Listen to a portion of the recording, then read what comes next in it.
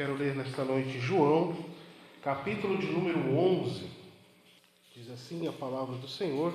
Eu quero ler, irmãos, um trecho dentro do capítulo 11, que diz assim. O versículo de número 20 diz assim: Ouvindo, pois, Marta que Jesus vinha, saiu-lhe ao encontro. Maria, porém, ficou assentada em casa. Disse, pois, Marta a Jesus: Senhor, se tu tivesses aqui, meu irmão não teria morrido. Mas também agora sei que tudo quanto pedires a Deus, Deus te o concederá. Disse-lhe Jesus: Teu irmão há de ressuscitar. E disse-lhe Marta: E a vida? Amém? Podemos assentar, meus queridos? Glória a Jesus. Glória a Deus. A palavra do Senhor que está registrado nesse livro é um texto bastante interessante, bastante importante da palavra do Senhor, porque aqui Jesus revela a última parte da sua personalidade. Jesus demonstra a sua divindade de maneira muito mais... Em todas elas foram muito bem colocadas, mas esta última fala de Jesus, ela foi uma fala muito emblemática, porque aqui Jesus revela a última parte da sua natureza divina aos homens. Muitas pessoas naquela época tinham Jesus como um homem comum, mas um homem comum de grande sabedoria, um rabino, um mestre, um ensinador da lei. Embora também ali naquela ocasião em que Jesus estava vivendo, aquele tempo que Jesus estava vivendo, os homens estavam em cima do muro, divididos. Alguns acreditavam nele e outros não acreditavam, duvidavam dele. Mas Jesus a todo momento estava demonstrando a sua natureza, quem ele era de fato, como sendo Deus verdadeiro, como sendo Filho unigênito de Deus. E aqui nessa palavra nós vemos que Jesus usa um termo que, como os irmãos já sabem, era um termo que Deus usou lá no deserto com Moisés para revelar-se a si. Deus falou com Moisés dizendo: Eu sou o que sou.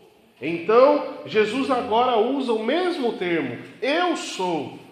Lembrando, meus irmãos, que para os judeus ninguém usa esse termo. Um judeu nunca vai dizer assim: eu sou fulano, eu sou aquilo, eu sou... Não, o judeu jamais usa esse termo, porque esse foi um termo que Deus usou para se revelar ao povo dele, enquanto eles ainda estavam lá no Egito. Eu sou nome próprio, é nome de Deus. E aqui Jesus se manifesta a sua divindade, se identificando como Deus, dizendo: eu sou. Na palavra de Deus nós vemos que Jesus usou esse termo 7 vezes, né? Eu sou o caminho, eu sou a verdade, eu sou a vida. E agora, na 7ª vez, ele vai dizer: eu sou a ressurreição e a vida. Quem crê em mim, ainda que esteja morto, viverá. E é muito importante, meus amados irmãos, o contexto dessa história, porque, como os irmãos já sabem, foi quando Lázaro havia falecido. A Bíblia diz que Jesus amava essa família muito, que Jesus tinha uma profunda amizade com essa família. Mas Jesus, irmãos, ele estava impedido de andar naquelas cercanias, porque por conta da festa em Jerusalém, Betânia fica a alguns quilômetros de Jerusalém, a poucos tempos de viagem a pé. Era aproximadamente 3 horas a pé de Jerusalém até a aldeia de Betânia. Quando Jesus estava ali em Jerusalém, numa festa chamada Festa das Dedicações, Jesus ali disse que ele e o Pai eram um. E isso gerou ali, nos judeus de Jerusalém, uma profunda indignação, a ponto de eles quererem matar Jesus a pedradas, tomá-lo para fora e matá-lo. Então Jesus estava vindo de uma situação de perigo muito grande para a sua vida. E não era chegada a hora ainda. Jesus também não poderia morrer a pedradas, irmãos, como morre um ímpio, um pecador comum. A Bíblia diz que Jesus veio para derramar o seu sangue e não para morrer a pedradas. Então, os judeus, eles tinham emitido uma ordem em Jerusalém de que quem visse Jesus era para denunciá-lo imediatamente, para que as autoridades judaicas o prendessem. Então, Jesus ele estava num ambiente ali, em Betânia, hostil. Mas aonde Jesus estava anteriormente? Quando houve essa ordem de prender a Jesus, Jesus ele fugiu para o deserto da Galileia e estava naquela região ensinando e pregando. Aí eis que ocorre o adoecimento de Lázaro. Lázaro ficou doente. Então mandaram chamar Jesus. Jesus, Lázaro, aquele a quem tu amas, está doente, muito doente. E ainda assim, Jesus sendo avisado da doença de Lázaro, Jesus ainda demorou um tempo para ir ao encontro de Lázaro. Cerca de 2 dias, Jesus ainda permaneceu no lugar onde estava, ainda pregando, ainda fazendo a obra de Deus, mas demorou ainda 2 dias. E da onde ele estava até Betânia, região onde mora Lázaro, a Bíblia diz que são 2 dias a pé. E então nós vemos que Jesus demorou 4 dias para chegar em Betânia. Então, nesses 4 dias, Lázaro já estava morto e sepultado. Sepultaram Lázaro numa gruta e tamparam, e selaram a gruta com pedra. Isso todos nós sabemos, e os irmãos sabem muito bem. O que ocorre, irmãos, é que quando Jesus chega naquele local, ele estava, irmãos, colocando em risco a sua segurança, a sua vida, porque havia uma ordem judaica, das autoridades judaicas, de denunciarem Jesus. Então Jesus se demora 2 dias, chega naquele ambiente, e a Bíblia diz que vieram muitas pessoas de Jerusalém até Betânia, porque Jairo era um homem muito querido. A família de Jairo era uma família bastante querida. Perdão, estou falando Jairo, mas é Lázaro, né? Lázaro era bastante querido, e muita gente veio para consolar as irmãs. Interessante que a Bíblia não diz que Lázaro tinha esposa. Interessante também que a Bíblia não diz que Maria e Marta tivessem cônjuges. A Bíblia está dizendo que eles eram 3 e que eles moravam na mesma residência, na mesma casa. Então nós interpretamos que eles não tinham cônjuges.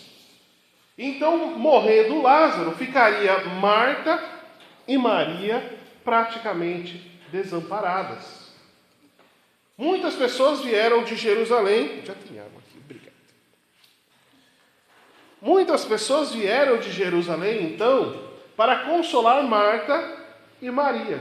Jesus chega no 4º dia e ali ele é recebido por Marta.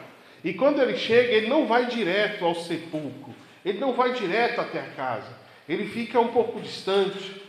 E disseram para Marta e para Maria: eis que Jesus chegou. E Marta vai ao encontro de Jesus e Maria permanece sentada aonde estava. Marta, quando chega para falar com Jesus, é o que nós estamos lendo aqui, né? Marta, quando chega para falar com Jesus, chegando, pois, Jesus achou que já havia 4 dias que estava na sepultura. E muitos dos judeus tinham ido consolar a Marta e Maria acerca de seu irmão. Ouvindo, pois, Marta que Jesus vinha, saiu-lhe ao encontro. Disse, pois, Marta a Jesus: Senhor, se tu tivesses aqui, meu irmão não teria morrido. Mas também agora sei que tudo quanto pedires a Deus, Deus o concederá. Disse Jesus: o teu irmão há de ressuscitar. Marta, quando ouviu essa frase, irmãos, ela entendeu uma coisa, ela entendeu aquilo que qualquer pessoa entenderia naquela época. Porque a Bíblia diz, irmãos, que está determinado por Deus a todo homem morrer uma única vez e vir depois disso o quê? O juízo. E a Bíblia também diz, irmãos, todo judeu já sabia que no juízo cada um dos homens dará conta de si mesmo. Então, quando Jesus falou, seu irmão há de ressuscitar, o que veio na mente de Marta é esse conhecimento a priori, este saber que as pessoas já tinham naquela época, de que quando se morre, só se morre uma vez. E não tem nada depois da morte, senão o quê? O juízo. E que quando vier o juízo, todos os homens, desde Adão até o último homem, terá de se levantar para prestar conta diante de Deus. Aleluia. Terá de se levantar, irmãos, para comparecer perante Deus. E aqui nós pensamos, irmãos, em todos os homens. Por quê, irmãos? Porque Deus dá ao homem a vida, a oportunidade de o homem conhecer as obras das mãos de Deus. Dá a todos os homens a oportunidade de conhecer as maravilhas que Deus é capaz de produzir. Então, para isso, Deus botou o homem de um tabernáculo de carne, porque isso daqui que os irmãos veem não sou eu. O que os irmãos estão vendo é apenas um tabernáculo, uma habitação para a minha alma. Eu estou muito mais profundamente dentro dessa casca. A minha alma é que foi inserida dentro desse tabernáculo. O homem, ele tem 3 âmbitos: corpo, alma e espírito. O corpo é o que liga o homem ao mundo exterior. É onde está a sede dos sentidos, as sensações. É através do corpo que o homem entende a criação, percebe a criação de Deus. A alma, irmãos, ela é como um drive, é como um pendrive, é como um HD de computador, onde vai se armazenando as experiências da criação. Então toda a experiência vai sendo guardada onde? Na alma. Quando você sente frio, esse registro está onde? Está na alma. Não a sensação, mas o registro de como é essa sensação está na alma. Quando você sente raiva, ódio, quando você sente amor, afeto, os registros, todas as experiências de uma vida inteira, irmãos, e ficam registradas ali na alma. As sensações, o medo, como se fala? A surpresa. Tudo, irmãos, é guardado na alma. E o Espírito é aquilo que nos liga a Deus. É aquilo que causa a vida dentro da alma e do corpo. Aleluia. Quando o homem morre, irmãos, o corpo volta para o solo, vira cinza. O Espírito volta para Deus, que o deu. Mas e a alma? O que acontece com essa alma? E todas as experiências acumuladas de uma vida inteira, o que acontece com isso? Muitas pessoas acreditam que acaba, né? Ou que isso se renova e gera uma nova vida e assim a pessoa vai se reencarnando. Mas como eu falei no início, a todo homem, a Bíblia diz que está determinado morrer uma única vez. Vindo depois disso o juízo. E o juízo é para quê? Para se apresentar à alma. E ali a alma vai ter que dar conta diante de Deus, né? A pessoa terá que dar conta diante de Deus de tudo aquilo que ela fez em vida. E foi isso que Marta trouxe à memória quando Jesus falou, ele há de ressuscitar. Ela levou o seu pensamento lá para o fim dos tempos. Quando Deus puser fim a todas as coisas. E de fato, irmãos, todas as coisas hão de terminar. Muitos homens vivem hoje em dia, muitas pessoas vivem hoje em dia como se eles fossem eternos. Lá na Bahia fala que a pessoa quer virar para semente, né? Acho que vive como se fosse produzir, reproduzir e vai ficando uma nova árvore. Não, irmãos, ninguém fica para semente. Todos nós, irmãos, estamos num caminho. E qual é o nosso caminho? Estamos indo para a eternidade. Aleluia!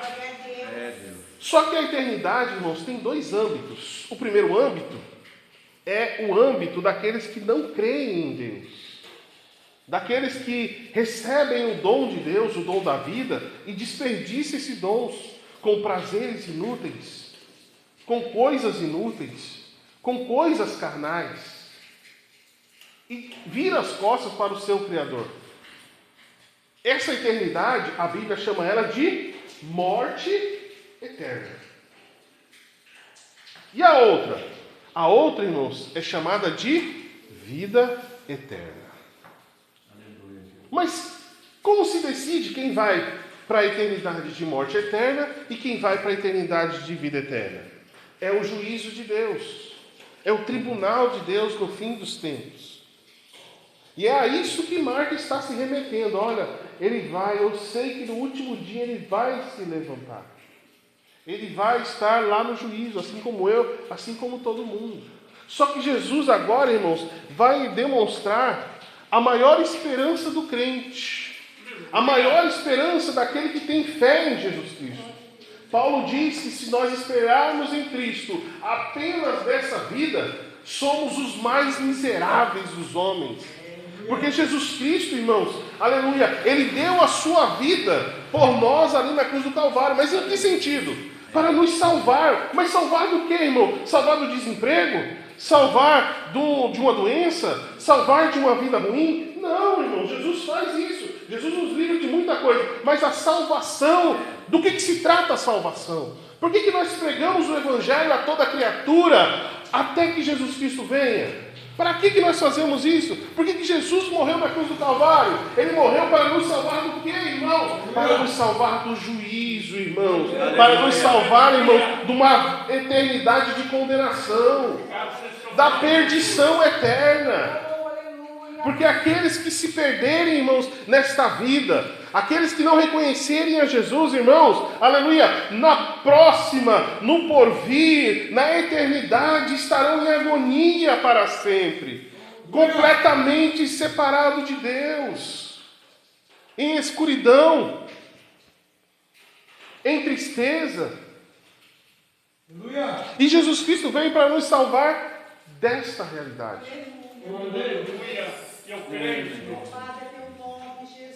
Eu vou repetir, muitas pessoas hoje vivem a vida ignorando completamente o seu Criador. Ignorando completamente aquele que nos deu o dom inefável da vida. E diluindo ela com coisas frívolas, com coisas que não têm valor. Procurando shows, procurando bebedeira, procurando prazeres da carne, procurando coisas que somente afastam ele da presença do Senhor. E a consequência disso, irmãos, é uma eternidade longe de Deus, porque quando chegar o dia do juízo, irmãos, qual será a sentença dos homens? Qual será, irmãos? Já está escrito lá em João, capítulo 3, porque amaram mais as trevas. A sentença será essa. Depois que Deus colocar no telão, a gente faz essa analogia, né? Quando Deus abrir os livros da verdade, o livro das obras e o livro da vida, não é? Vai ter o livro das obras dos homens, o livro da verdade, que é a palavra do Senhor, e vai ter o último livro, que é o livro da vida. Vai passar o livro das obras. Não passou perante o livro da verdade. Suas obras foram más. Seu nome está aqui? Não está no livro da vida. Afastai-vos de mim, porque não vos conheço. É assim que será o juízo, irmãos. É assim que será naquele dia terrível. E quem não for encontrado no livro da vida, será lançado no lago de fogo e eterno. Lá também estará o diabo e os seus anjos. Lá também estará a morte e o inferno. É um lugar que não foi preparado para o homem, mas a partir do momento que o homem preferiu viver uma vida sem Deus, preferiu ouvir a voz de Satanás, preferiu ouvir os prazeres do mundo, ele virou as costas para Deus e recebeu em si mesmo a condenação, o local, a herança que estava reservada para Satanás e os seus anjos. E aqui Jesus agora, irmãos, vai trazer a maior esperança do cristianismo. A maior esperança que nós temos. A maior esperança, irmãos, é que começa a partir de todo homem, desde Adão, todos pecaram e destituídos foram da glória de Deus. Mas bendito seja Deus, que não nos tratou da maneira como merecíamos e nos deu algo que nós não merecíamos. Porque o salário do pecado é o quê? É a morte. Mas o dom gratuito de Deus é a vida eterna. Aleluia. Através de quem? Através de Jesus. Glória a Deus. Jesus, então, ele dá a sua vida, irmãos, por nós ali na cruz do Calvário. Derrama até a sua última gota de sangue. E Jesus é o Cordeiro de Deus que tira o pecado do mundo. Então o sangue de Jesus tem poder, irmãos, para nos purificar de todo pecado. Aleluia. O sangue de Jesus não é uma interjeição que a gente usa quando a gente toma um susto. Sabe quando a pessoa toma um susto? Tem gente que toma susto e fica invocando o nome de Jesus. Em vão. Tomou um susto, sangue de Jesus. Tem gente que, para expulsar demônio, sangue de Jesus. Não, irmãos, o sangue de Jesus é santo. Ele foi feito para purificar e perdoar todo o pecado. Aleluia. E através, irmãos, do sangue de Jesus, nós vamos nos comparecer perante Deus. E lá, irmãos, vai estar as obras. Vai ter pecado lá? Vai. Só que o sangue de Jesus vai dizer, está pago. Está quitado. E aí, quando Deus passar pelo livro da verdade, o livro da verdade testifica que Jesus Cristo morreu e entregou o seu sangue na cruz do Calvário. Glória a Deus. Aleluia. E este aqui, então, vai ser achado aonde? No livro da vida. Glória a Deus. E aí este vai ter os portões abertos e o convite, vinde benditos do meu. Recebendo por herança o que estava preparado. Glória a Deus. Glória a Jesus. E qual é a prova, irmãos, que isso é verdade? Qual é a prova de que isso que eu estou dizendo aos irmãos é verdade? A prova, irmãos, aleluia, que isso que eu estou dizendo vai acontecer é verdade? É que Jesus Cristo, ele foi morto, mas ele ressuscitou ao terceiro dia. E ele hoje está assentado à destra de Deus, intercedendo por nós. João, ele vai dizer uma coisa muito importante: filhinhos, não pequeis. Todavia, se vocês pecarem, há um advogado perante Deus, Jesus Cristo. Aleluia. Obrigado, Senhor. Aleluia. Por isso, meus amados irmãos, a maior esperança do crente é a ressurreição de Cristo. A maior esperança do crente é o sacrifício de Cristo sendo aceito por Deus. Aleluia, porque se eu morresse, se eu entregasse a minha vida pelos meus pecados, algumas pessoas acreditam, irmãos, que se eu dar a minha vida em favor do irmão, eu estarei salvo. Isso não é verdade, meus queridos. Isso vem do catolicismo. Ainda que eu desse a minha vida pela vida do meu irmão, aleluia, eu estaria morto, padecendo e precisando do sacrifício de Jesus. Aleluia, porque eu morreria e continuaria ali, no chão enterrado. Pode pegar qualquer autoridade, pode pegar, irmão, qualquer pessoa famosa, qualquer religioso famoso do passado, todos eles morreram e o sepulcro dele ainda está lá, com os seus ossos, com os seus restos mortais. Mas nós temos a maior esperança de todas, que é o sepulcro vazio de Jesus. Jesus, ele ressuscitou ao terceiro dia. Jesus está hoje assentado, vivo, à destra de Deus. Glória a Deus. Aleluia. Glória a Deus. Marta então pensou somente naquilo que ela sabia no momento, mas Jesus estava mostrando para ela: eu sou, Marta, a ressurreição. Aleluia, e a vida. glória a Deus. E quem crê em mim, ainda que esteja morto, viverá. Eu creio, Senhor, aleluia. Jesus então estava demonstrando para Marta, aleluia, que quem cresce nele, aleluia, poderia morrer, mas estaria em segurança, porque tem a Jesus como seu Salvador. Oh, glória, aleluia. A Bíblia diz, meus queridos irmãos, que Cristo, quando entregou a sua vida ali na cruz do Calvário, a morte não teve poder, irmão, sobre ele. Muitas pessoas acreditam que Jesus morreu como morre um homem comum, ou eventualmente, se uma bala, aleluia, atirada por uma arma de fogo atingir o meu corpo, certamente, irmãos, eu não teria condições de sobreviver, porque eu preciso da integridade física para permanecer vivo. Aleluia! Mas Jesus, irmãos, ele foi moído, ele foi dilacerado. Jesus, ele teve mas um sofrimento excruciante, né, irmãos? Aleluia! E a Bíblia diz, irmãos, que ainda assim ele ficou agonizando na cruz ali e não morria. E por que ele não morria? Porque a morte não tinha poder sobre ele. Aleluia. Até que chegou o momento que ele mesmo entregou o seu Espírito, dizendo: Pai, Tetelestai, tudo está consumado, eu já entreguei tudo, a minha última gota de sangue, não tinha mais sangue, não, tinha água em seu corpo, e Jesus entregou ali o seu Espírito, dizendo: Tetelestai, Senhor, está consumado, em tuas mãos eu entrego o meu Espírito.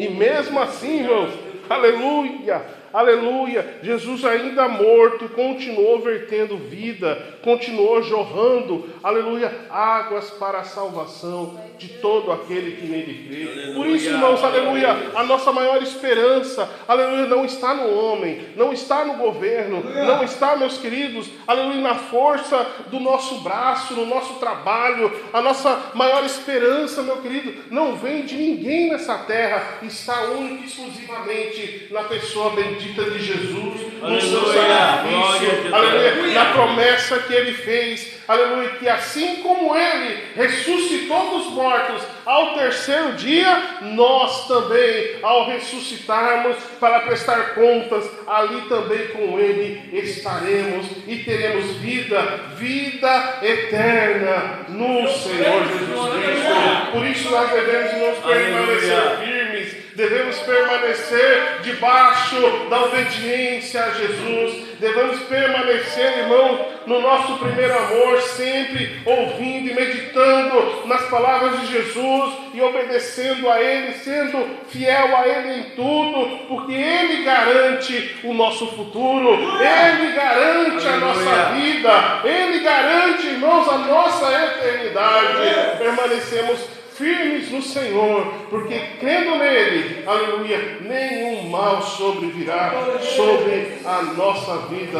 Meus amados irmãos, que Deus abençoe a sua vida, que nesta noite Jesus venha encher o teu coração ainda mais com fé, que o seu coração ainda hoje seja fortificado, que a sua vinda aqui hoje, neste lugar, numa noite de chuva, não é em vão. Muitas pessoas estão buscando os shows deste mundo, mas você escolheu a melhor parte, assim como Maria escolheu, estar na casa do Senhor, ouvindo a mensagem do Senhor, aprendendo mais do Senhor, aleluia, porque naquele dia Ele, aleluia, vai sustentar a tua alma. Creia nesta palavra, nesta noite, em nome de Jesus. Amém.